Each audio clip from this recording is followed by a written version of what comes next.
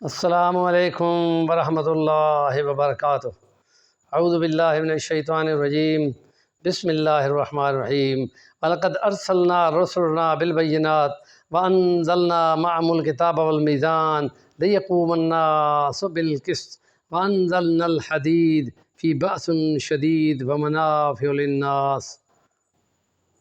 وقال اللہ تعالی وَإِذَا قُلْتُمْ فَاعْدِلُوا وَلَوْ كَانَ ذَا قُرْبَىٰ صدق اللہ العظیم۔ رب اشرح لی صدری۔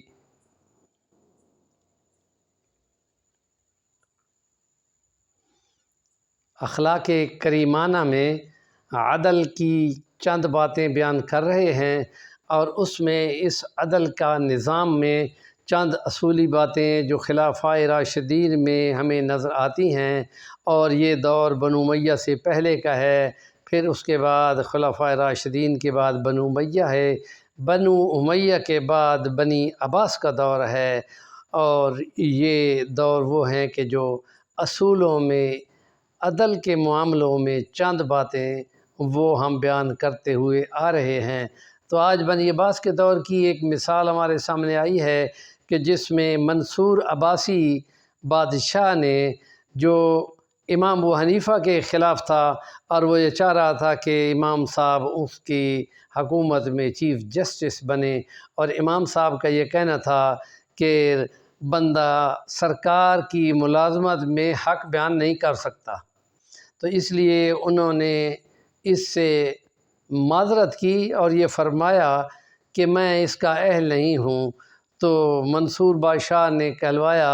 کہ آپ تو جھوٹ بول رہے ہو، تو نے کہا جھوٹ بول رہا ہوں تو بالکل ہی نااہل ہوں، لیکن اس نے اس کو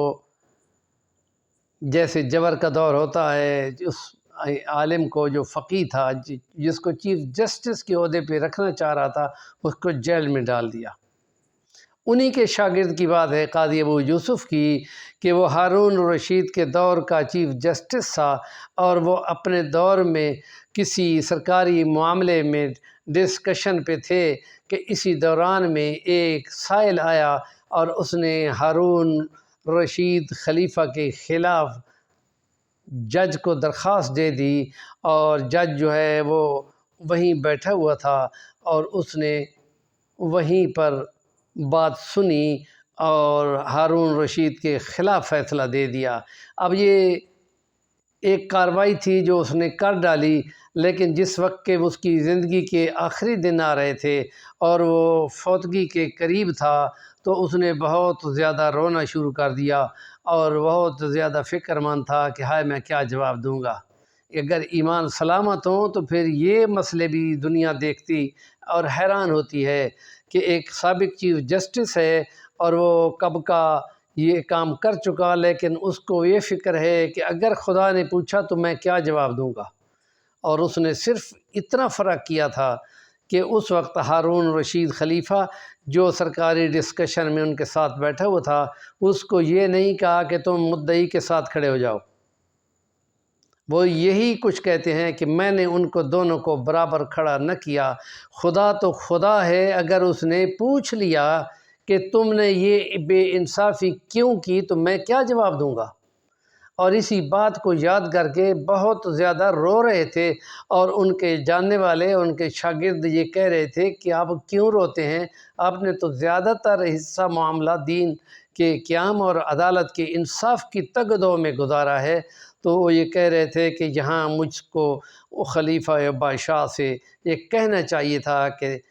مدعی کے سامنے ساتھ کھڑے ہو جاؤ، اور پھر انصاف تو وہی کیا جو مدعی اور عوامی فیصلے میں کیا، اور خلیفہ کے خلاف کیا، وہ تو ٹھیک کیا۔ لیکن یہ بھی کمال کی بات ہے آج کے دور میں کہ جس میں ججوں کو کہا جاتا ہو کہ یہ فیصلے دو، اور وہ فیصلے دینے پہ مجبور ہوتے ہوں، اور بہت ساری کہانیاں ہیں۔ تو اس حساب میں پاکستان کا عدلیہ میں رینکنگ دنیا میں سب سے زیادہ کم ہے، اور نظریاتی مملکت ہونے کا دعویٰ سب سے اوپر ہے، اور ایٹمی قوت ہونے کا مسلمان ممالک 60 مسلمان ممالک میں اوپر پہ ہے۔ ہمارے چینل کا نام ہے صفی الوانی، ضرور سبسکرائب کریں، کام کی بات کا کمنٹ دیا کریں۔